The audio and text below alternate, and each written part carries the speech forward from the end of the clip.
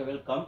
8 power 2.8 8 power 2.8 அப்படியே வச்சுப்போம். Multiply 64 வந்து 8 ஸ்கொயர்னு எழுதலாம். ஆல்ரெடி இங்கே பவர் வந்து 3.6 இருக்கு. இது டிவிஷன் வந்து நம்ம மல்டிப்ளையை மாற்றுவோம். ஸோ டிவிஷனாகவே வச்சுக்குவோம். 512 நம்ம என்னென்னு எழுதலாம், 8 கியூப்னு எழுதலாம். இங்கே 1.4 இருக்கு, இங்கே 8 பவர் வாட். ஸோ இது மல்டிப்ளை பண்ணுங்க.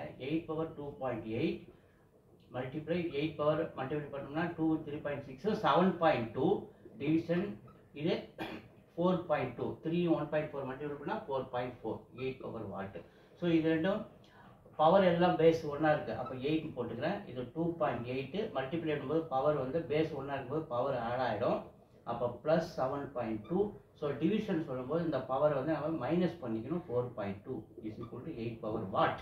ஸோ இது ரெண்டுத்தையும் ஆட் பண்ண 10 வந்து 4.2 போச்சுன்னா 8 power 5.8 is equal to 8 power watt. அப்போ அந்த கொஸ்டின் மார்க் இருக்கிறது என்ன இருக்குது, 5.8 இருக்குது. அப்போ எங்கே இருக்குது, option 1 is the right answer. 5.8.